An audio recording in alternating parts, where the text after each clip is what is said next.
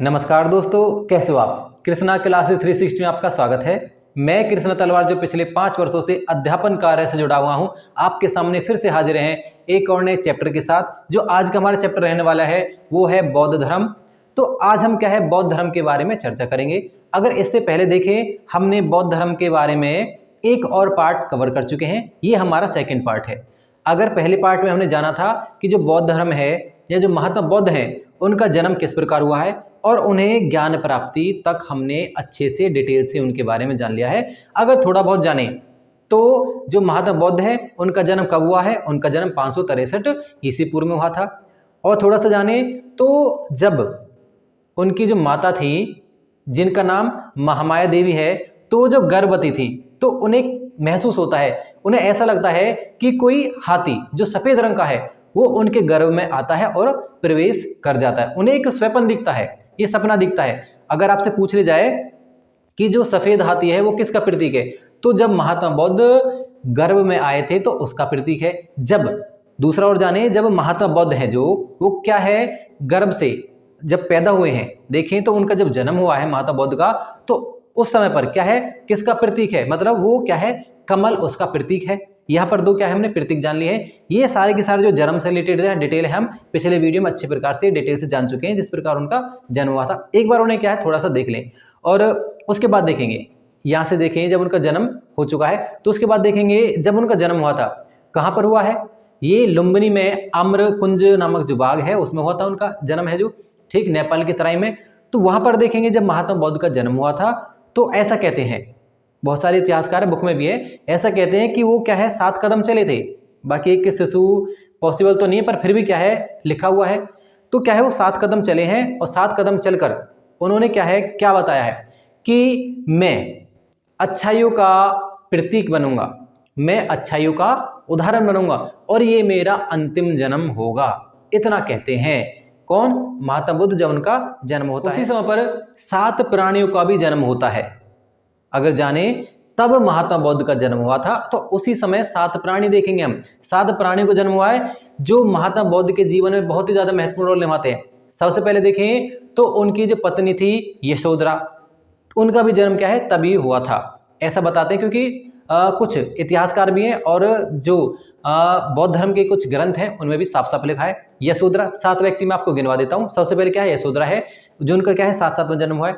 उसके बाद देखेंगे एक और है, उनके बाद में आनंद है जो उनके प्रेषित से हैं, आनंद का भी जन्म क्या है तभी हुआ था। उसके बाद देखेंगे उनका एक सारथी था जिसका नाम है आपका, जैसे चन्न कहते थे या आपका इन्हें को नाम दिया जाता है, इन्हें चन्न कह दो या आपका छंदक कह दो, छंदक या चन्न उनका जन्म हुआ है। उसके बाद में क्या है इनका प्रिय जो घोड़ा है, घोड़े का नाम है आपका कंथक, कंथक का भी जन्म कहते हैं कि उसी दिन हुआ था। उसके बाद देखेंगे तो उसके बाद आपका है कालिदाई, इनके मुख्यमंत्री थे या कहें तो महात्मा बुद्ध के मंत्री हैं। कालिदाई का भी जन्म क्या है उसी दिन हुआ था, ऐसे कहते हैं। एक जहां उन्हें ज्ञान प्राप्त हुआ था, महात्मा बुद्ध को ज्ञान प्राप्त हुआ था, वो पेड़ तभी क्या है वो जन्म लिया है, या कहें तो वो पेड़ जब छोटा था तो तभी बड़ा हुआ है वो भी। तो ये हो गया। और उसके बाद में क्या है खुद स्वयं महात्मा बुद्ध। इस प्रकार क्या है हम 7 जो प्राणी हैं वो अच्छे प्रकार से गिन चुके हैं। तो ये 7 प्राणी थे जब इनका जन्म हुआ था महात्मा बुद्ध का, तभी क्या है इनका भी जन्म हुआ था, ऐसा कहते हैं। यहाँ पर देखें 7 का जो आंकड़ा है इसका बहुत ही ज्यादा महत्वपूर्ण रोल है। देखें तो यहाँ पर 3 घटनाएं हो रही हैं। सबसे पहले क्या है जब महात्मा बुद्ध जन्म हुआ था तो 7 कदम चले थे। उसके बाद देखें क्या है जो उनके साथ में क्या 7 कदम 7 हो गया। दूसरी बात क्या है कि यहाँ से देखें कि जब महात्मा बुद्ध जन्म हो रहा है तो तभी क्या है 7 प्राणियों का भी जन्म हो रहा है। महात्मा बुद्ध का जन्म हुआ है तो जन्म के 7वें दिन ही क्या है उनकी जो माता है उनका देहांत हो जाता है। तो इस प्रकार यहाँ पर 7 का एक रोल देखते हैं। तो ये सभी क्या है इंपॉर्टेंट चीजें हमने जान ली है। देखो अब यहाँ से देखें जब महात्मा बुद्ध हैं उन्हें जब ज्ञान प्राप्त हो चुका है, ज्ञान प्राप्ति के बाद में क्या है उसके बाद का जीवन है वहां तक देखेंगे और आज भी हम क्या है मृत्यु तक देखेंगे। उसके बाद में आज ही हम क्या है अपना कवर करेंगे बौद्ध संघ तथा बौद्ध की शिक्षाएं भी आज हम इसी में कवर करेंगे। तो चलिए स्टार्ट करते हैं। जो हमारा बौद्ध जो टॉपिक है इसमें क्या है जो आगे से जो उपदेश देते हैं, जो महात्मा बुद्ध सबसे पहले उपदेश कहाँ सबसे ज्यादा हुए, सारा कुछ एक तरीके से डिटेल से जानेंगे।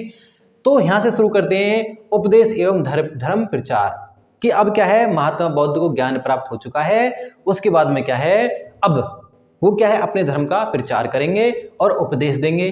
तो वहां से क्या है हम शुरू करते हैं। तो चलिए स्टार्ट करते हैं। तो यहां से देखेंगे महावग्र के अनुसार जो बौद्ध दर्शन है, महावग्र के अनुसार बौद्ध ने सर्वप्रथम तपस्सु और क्या है भल्ली नामक 2 बंजारों को अपना शिष्य बनाया है। ऐसा किस में मिलता है हमें? महावग्र में मिलता है कि अब देखिए आनंद है, उपाली है, जो उससे पहले 5 शिष्य और मिले हैं, उन शिष्यों को भी अपना शिष्य बनाने से पहले यहाँ पर 2 व्यक्ति हैं, उन्हें भी अपना शिष्य बना चुके हैं। ऐसा कहाँ पर मिलता है हमें? महावग्र में मिलता है। कौन कौन है? तपस्सु और भल्ली है। इन 2 को क्या है बंजारे हैं, इन्हें अपना शिष्य बना लेता। उसके बाद में क्या है वो उर्विला, उसके बाद उर्विला से बौद्ध सारनाथ आए तथा यहाँ के ऋषिपत्तनम एवं क्या है मृगदाव आश्रम में 5 ब्राह्मण सन्यासियों को उपदेश दिया था। ये वही सन्यासी हैं जो इन्हें छोड़कर चले गए थे, क्योंकि क्या है ये बहुत ही ज्यादा कठोर तप कर रहे थे।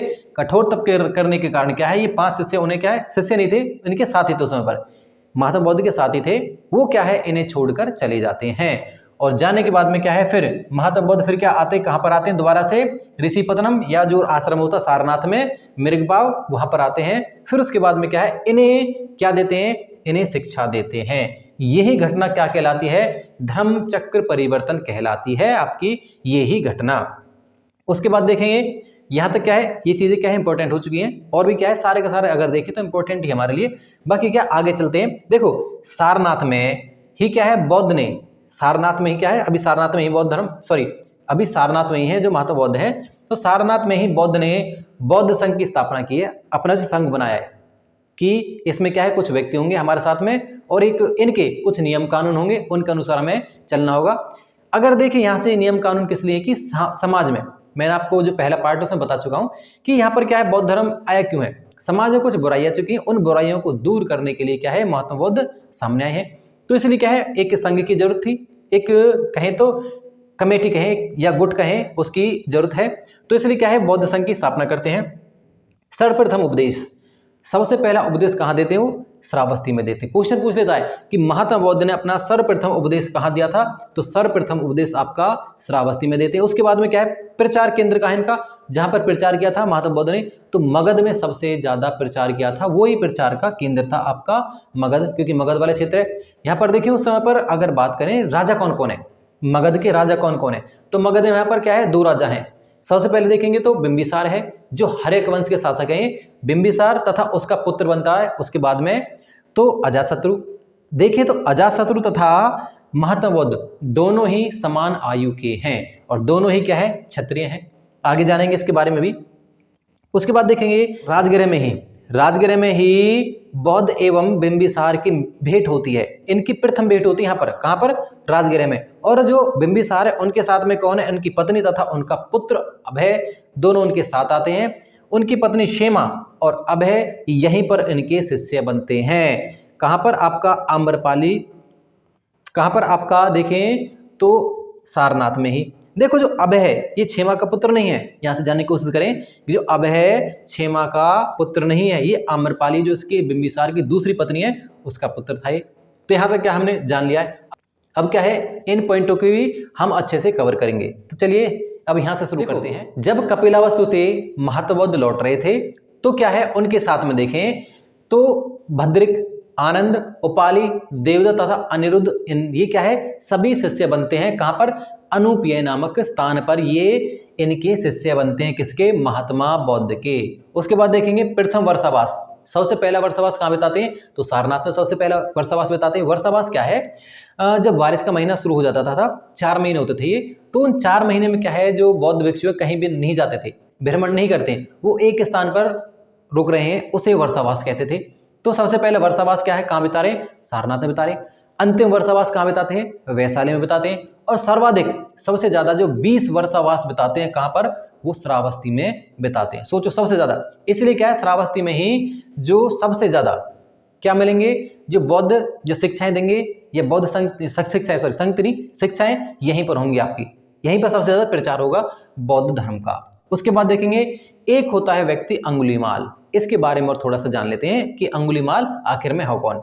ये अंगुलीमाल क्या है? एक डाकू था जो एक जंगल में रहता था अगर देखें तो बहुत होशियार और अच्छा बच्चा था, परंतु इसका ध्यान भटकने से क्या है, ये किस रास्ते पर, गलत रास्ते पर आ जाता है। और जंगलों में ये जो भी जाता है, जंगलों से जो भी जाता है वो जंगलों में था, और क्या है, उसे मारकर, उसकी उंगलियों को काटकर उसकी माला पहनता था। तो इसलिए क्या है, इसे अंगुली माल कहा जाता था। अंगुली की जो है उंगली है, उनकी माला बनाकर पहनने वाला वो ये आपका अंगुली माल, ये डाकू था। तो इसे भी जो महात्मा बुद्ध है अपना शिष्य बना लेते हैं, अपनी बातों से प्रभावित कर लेते हैं। तो जो नामक एक डाकू है उसे क्या है, महात्मा बुद्ध श्रावस्ती में ही क्या अपना शिष्य बनाते हैं। यहाँ पर अगर थोड़ा सा जानने इसके बारे में, अंगुलीमाल के बारे में भी, तो देखो अंगुलीमाल क्या है, जब अंगुलीमाल जंगल में था और महात्मा बुद्ध क्या है, जंगल से जा रहे थे, उस जंगल से। तो जब जंगल से जा रहे थे तो महात्मा बुद्ध से कहते हैं कि आप रुक जाओ, उन्हें मारने की कोशिश करता है। जो डाकू है महात्मा बुद्ध को मारने की कोशिश करता है, परंतु क्या है, वो उसके हाथ नहीं आता। वो भागता है, परंतु क्या है, महात्मा बुद्ध इसके हाथ नहीं आते। महात्मा बुद्ध चलते रहते, ये भागता है, फिर भी क्या है, हाथ नहीं आते। तो महात्मा बुद्ध से कहते हैं कि आप रुक जाओ, रुकने कहता है, परंतु महात्मा बुद्ध कहते हैं मैं तो कब से ठहरा हुआ हूं, आप ही नहीं रुक रहे हो। तो फिर उसके पास जाता है और उसे बताता है, उसे क्या है, टहनी तोड़ने के लिए कहता है कि आप इसे शाखा को या टहनी को तोड़ो। डाकू से कहता है, महात्मा बुद्ध कहते हैं। तो उसके बाद में क्या, वो टहनी तोड़ता है। उसके बाद कहता है कि इसे वापस जोड़ दो। तो उसे वापस से वो कैसे जोड़े, तो कहता है कि महाराज ये कैसे जुड़ेगी। तो तब समझाया उन्हें, आपको मृत्यु या कहें आपको जो प्राण है लेने का अधिकार नहीं, जब किसी का आप प्राण दे ही नहीं सकते। जिस प्रकार आप टहनी को नहीं जोड़ सकते, इस प्रकार क्या है, आप किसी दूसरे व्यक्ति के प्राणों को दोबारा से नहीं लौटा सकते। तो इसलिए क्या है, जो जन्म और मृत्यु का खेल है सारा का सारा किसका है, भगवान का है, परमात्मा को, तो उसी पर छोड़ दो, हमारे कर्तव्य नहीं है। तो ऐसे में क्या है, फिर उसे शिक्षा देते हैं और क्या है, ये जो अंगुलीमाल डाकू है फिर इनका क्या है, शिष्य बन जाता है। तो इस प्रकार क्या है, ये अंगुलीमाल की छोटी सी कहानी थी। उसके बाद देखें अंतिम समय और क्या है, मृत्यु। यहाँ से देखेंगे कुछ पॉइंट्स और है हमारे लिए इंपॉर्टेंट। अंतिम समय जिनकी मृत्यु हो देखेंगे। देखो तो यहाँ से देखें, देखो चुंद नामक लोहार के घर एक व्यक्ति होता है चुंद, उसके घर में जो लोहार है उसके घर में क्या है, महात्मा बुद्ध शुकर मद्धा या आपका शुकर मार्दव भोजन ग्रहण करते हैं। उससे क्या है, खाने से उनके पेट में बहुत ही तेजी से दर्द होता है। दर्द को वो मतलब किसी प्रकार से झेलते हैं और वहां से निकल जाते हैं। कहाँ की तरफ, वो कुशीनारा आए, फिर वहां से निकल कर किसी प्रकार से क्या है, कुशीनारा आते हैं। और क्या है, इनके पास इनका प्रेषित आनंद भी था, वही लाए इसके, उसे अगर देखें पकड़कर, तो उसकी क्या है, फिर मृत्यु वहीं पर हो जाती है। अगर देखें अंतिम बात क्या है, महात्मा बुद्ध से कहते हैं कि आपको संघ अच्छे से चलाना, कुछ उपदेश देते हैं। उसके बाद में क्या है, 483 ईस्वी पूर्व में 80 वर्ष की उम्र में इनकी मृत्यु हो जाती है। कहाँ पर, हिरण्यवती नदी के तट पर। और 2 वृक्ष हैं, साल के वृक्ष हैं, 2 वृक्षों के बीच में इनकी क्या है, मृत्यु हो जाती है। कहाँ पर, कुशीनारा में, कुशीनगर में इनकी मृत्यु हो जाती है। इस घटना को क्या कहते हैं, इस घटना को महापरिनिर्वाण कहते हैं। तो इतने क्या है, हमने अच्छे से डिटेल से सारा कुछ जान लिया है। अब इनके क्या है, बौद्ध संघ के बारे में जानेंगे और महात्मा बुद्ध की कुछ शिक्षाओं के बारे में भी अच्छी प्रकार से जानेंगे। तो चलिए स्टार्ट करते हैं। महात्मा बुद्ध के संघ के बारे में सबसे पहले जानेंगे, तो संघ के बारे में जान लेते हैं। तो चलिए अब बौद्ध संघ के बारे में जान लेते हैं कि आखिर में बौद्ध संघ है क्या। देखो बौद्ध संघ की अगर बात करें, यह वो स्थान है जहां पर भिक्षु और भिक्षुणी आकर अपना जीवन व्यतीत करते थे और ये महात्मा बुद्ध से शिक्षा ग्रहण कर रहे हैं। शिक्षा ग्रहण करने के साथ साथ में क्या है, ये देखें तो मोक्ष के मार्ग पर भी ये भी चल रहे हैं, मोक्ष के मार्ग पर चलने की कोशिश कर रहे हैं। और क्या है, ये भी जन्म तथा मरण के चक्कर से छुटकारा पाने के लिए यहाँ पर आए हैं। तो सबसे पहले देखेंगे बौद्ध संघ है क्या आखिर में। देखो बौद्ध के अनुयायी में सर्वाधिक क्या है, संख्या ब्राह्मणों की थी। अगर यहाँ से जाने कि जो बौद्ध संघ जो महात्मा बुद्ध ने बनाया था, उस संघ में सबसे ज्यादा संख्या किसकी है, तो बौद्ध संघ में सबसे ज्यादा ब्राह्मण ही आ रहे हैं। उसके बाद देखेंगे, अगर देखें यहाँ से हमें ऐसा लगेगा कि ब्राह्मण क्यों आ रहे हैं, क्योंकि ब्राह्मण परेशान नहीं थे अगर देखें हिंदू धर्म से, पर फिर भी क्या है, ब्राह्मण यहाँ पर आ रहे हैं। उसके बाद देखें जो शूद्र थे वो ज्यादा परेशान है, परंतु क्या शूद्रों की संख्या कम है, ब्राह्मणों की संख्या है यहाँ पर ज्यादा है। तो देखिए उसके बाद देखेंगे, देखो बौद्ध जो संघ है, बौद्ध संघ की क्या प्रणाली कैसी थी, जनतंत्रीय थी। जो देखें इसकी प्रणाली क्या है, किसी एक शासक कहें या किसी एक व्यक्ति का अधिकार नहीं है। महात्मा बुद्ध के बाद में क्या है, यहाँ पर जनतंत्रीय है, लोग मिलकर अपना निर्णय लेते थे और सभी एक सलाखाएं होती थी, जैसे आप इन्हें देख सकते हो, इस प्रकार क्या है बड़ी बड़ी कुछ सलाखाएं होती थी, उन्हें क्या है इस प्रकार से फेंक दिया जाता था और उन्हें क्या कलर होती थी, वो जिस पर जो कलर चूज करता था, जिसके ज्यादा मत है इस प्रकार क्या है उसी का जो मत है, जो उस साइड का मत जो क्या है पारित कर दिया जाता था। इस प्रकार क्या है यहाँ ये चुनाव होते थे। इस प्रकार चुनाव की प्रक्रिया देखें तो इस प्रकार की यहाँ पर आपको यहाँ आज का देखें तो आज तो ईवीएम मशीन है, तथा देखें तो बॉक्स होता है जो पर्ची वगैरह होता है, उस समय पर ऐसा नहीं था। उस समय पर यह था सलाखें होती थी कलर्ड। उसके बाद देखें तो देखो मतदान अधिकारी जिसके अधिकार में मतदान होता था, जैसे मैंने अभी आपको बताया जो सलाखा होती थी उसके द्वारा मतदान किया जाता था, तो वो अधिकारी क्या कहलाता था, उसे कहते थे सलाका ग्राहपणक। सलाका ग्राहपणक कहते थे उसे, क्योंकि क्या है अगर इस वर्ड से देखो तो सलाखाएं होती थी, छोटी छोटी सलाखाएं हैं, उनसे क्या है यहाँ से इलेक्शन कहें तो मत होते थे, मतगणना होती थी। उसके बाद देखेंगे ये है आपका नेक्स्ट वर्ड जो आपको मिलेगा बौद्ध संघ में, है विनयधर कौन होता था, जो बौद्ध संघ का प्रमुख होता था, जो अधिकारी जो हेड है उसका, उसे कहते थे विनयधर। ये होता था बौद्ध संघ का विनयधर। उसके बाद देखेंगे बहुमत से पारित प्रस्ताव क्या कहलाता था, भूमिस्कम कहलाता था। ये वर्ड क्या है इंपॉर्टेंट शब्द है, सारे के सारे इन्हें याद रखना कि क्या है पूछ लेगा एग्जाम में, क्या है भूमिस्कम क्या है। तो भूमिस्कम क्या है, जो बहुमत से प्राप्त जो प्रस्ताव है उसे भूमिस्कम कहते थे। अब देखेंगे अगला है जो हमारा शब्द है सामने, वो है आपका विवतक। जो प्रत्यक्ष मतदान है, जो प्रत्यक्ष देखें मतदान भी अगर देखें दो प्रकार के होते हैं, प्रत्यक्ष तथा अप्रत्यक्ष। जो प्रत्यक्ष मतदान है जो सभी के सामने हो रहे हैं प्रत्यक्ष है, उसे क्या कहते थे, उसे विवतक कहा जा गया है। उसके बाद देखें भिक्षु के वस्त्र, उनके नाम है अलग से, उसे चीवर कहते थे, और भिक्षुनी के वस्त्र को क्या कहते थे, उदक साटी, उसे कहते थे उदक साटी कहा गया है। इनके क्या है वस्त्र हैं, जो बौद्ध संघ में भिक्षु हैं, जो संघ में रहकर जो भिक्षु हैं वो वस्त्र धारण कर रहे हैं, उनके नाम है ये। उसके बाद देखेंगे आनंद के कहने पर महिलाओं का प्रवेश। यहाँ पर इनका जो प्रवेश से होता है आनंद होता है, उन्हीं के कहने पर क्या है बौद्ध संघ में महिलाओं का प्रवेश किया जाता है। जब महात्मा बुद्ध ने अनुमति दी थी तो उसी समय पर महात्मा बुद्ध ने आनंद से कहा था कि महिलाओं के प्रवेश के बाद अब क्या है जो हमारे संघ बनाया है ये 500 वर्ष तक भी नहीं चल पाएगा। इसके बाद देखेंगे यहाँ पर एक वज्रयान आता है, उसमें क्या है सभी जादू टोना टोटका जितने भी गलत काम थे सभी होने लगे, जिसके कारण क्या है जो बौद्ध धर्म है उसका डिक्लाइन होना शुरू हो गया था। अब देखेंगे बाद में अभी भी है बौद्ध धर्म, पर हमारे देश में नहीं है, ज़्यादातर देखेंगे चीन में है, नेपाल में है, इन देशों में है और श्रीलंका में भी है। तो अन्य देशों में, हमारे देश में भी है, इतना नहीं है, पर फिर भी क्या है क्योंकि उत्पत्ति हमारे देश में ही बौद्ध धर्म की, फिर भी क्या है हमारे देश में बौद्ध धर्म फिर भी कम है, इसका यही रीजन था। उसके बाद देखेंगे देखो भिक्षुणी संघ की क्या है स्थापना, जो भिक्षुणी थी कहें तो क्योंकि क्या है बौद्ध धर्म में महिलाओं का प्रवेश होना शुरू हो चुका था, और सबसे पहले महिलाएं कौन थी ये भी पूछ लेता है कि जो महात्मा बुद्ध की माता थी प्रजापति गौतमी, वो ही इनकी सबसे पहली भिक्षुणी बनी है। तो उसकी स्थापना कहाँ हुई है, इसकी स्थापना वैशाली में हो चुकी है। वैशाली में ही उसकी जो माता है उन्होंने सबसे पहले प्रवेश किया था, वैशाली में ही। संघ के प्रवेश होने को क्या कहा जाता है, संघ के प्रवेश होने को क्या है उपसंपदा कहते हैं। ये वर्ड क्या है कई बार पूछा है एग्जाम में भी कि उपसंपदा क्या है। उपसंपदा वो है कि जब भी कोई व्यक्ति बौद्ध संघ में प्रवेश करता था तो उसे उपसंपदा कहते हैं। अच्छा, इसकी कुछ शर्तें हैं। अगर स्टार्टिंग में देखिए जब बौद्ध संघ बना था तो उस समय पर कोई शर्त नहीं थी, परंतु बाद में क्या है इसकी कुछ शर्त रख दी गई। सबसे पहली शर्त ये थी कि जो भी संघ में आएगा उसकी न्यूनतम आयु 15 वर्ष होनी चाहिए, वो चोर नहीं होना चाहिए, वो बीमार नहीं होना चाहिए, और देखें तो अगर कोई दास है तो दास भी नहीं होना चाहिए, दास अगर है तो वो अपनी दासत्व से मुक्त होकर, जो भी उसका मालिक है स्वामी है उससे मुक्त होकर क्या है तब वो आकर प्रवेश कर सकता है। अगर कोई महिला है तो अपने पति की अनुमति से आ सकती है उसमें बौद्ध संघ में। तो ये क्या है शर्तें थी, मैंने आपको बताया बीमार व्यक्ति भी नहीं आ सकता था, चोर भी नहीं आ सकता था, तो ये कुछ शर्तें हैं इसकी। और देखें जो जिसने किसी का कत्ल भी क्या हो वो भी क्या है बौद्ध संघ में नहीं आ सकता था। तो ये क्या है इसकी कुछ शर्तें हैं बौद्ध संघ की। उसके बाद देखेंगे बुद्ध के चचेरे भाई देवदत्त ने बुद्ध को मारने के लिए नालागिरी नामक हाथी भेजा था।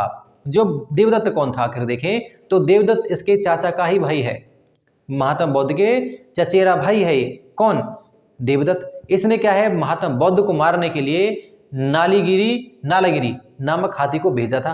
आखिर क्यों कर रहा है ऐसा देवदत्त? क्योंकि जब महात्मा बुद्ध की मृत्यु हुई थी तो यही वो शख्स है जिसने कहा था कि चलो ठीक है, बुद्ध मर गया, अब हम क्या है स्वतंत्र हो चुके हैं। ऐसी क्या है स्टेटमेंट दी थी देवदत्त ने। तो ऐसा इसलिए कर रहे हैं क्योंकि क्या है जो बौद्ध संघ है, जब वो बौद्ध संघ बन चुका है तो उसका प्रमुख बनना चाहता था देवदत्त।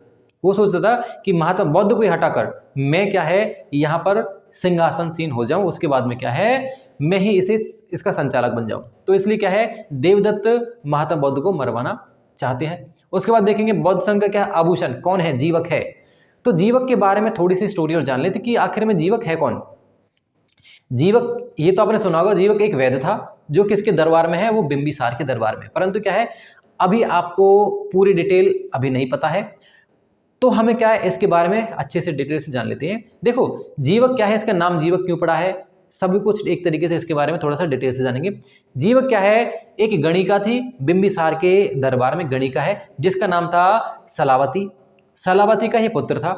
तब ये गर्भ में था सलावती के में, तो सलावती क्या है कई दिनों का मतलब कई महीनों तक छुपकर थोड़ा सा रही थी, भले वो गणिका थी। उसके बाद में क्या है इसका जन्म हुआ है। तो जो गणिका थी सलावती, उसने इसे क्या है एक कूड़े के ढेर में बाहर फेंक दिया। क्यों? क्योंकि क्या है उसने सोचा सलावती ने कि मेरा जो जीवन है इसका भी जीवन इस प्रकार से ना व्यतीत हो, या तो ये मर जाएगा, अगर जीवित भी रहेगा तो मेरे जैसा जीवन इसका व्यतीत ना होगा। तो इसलिए क्या है उसे कूड़े के ढेर में फेंकाती है।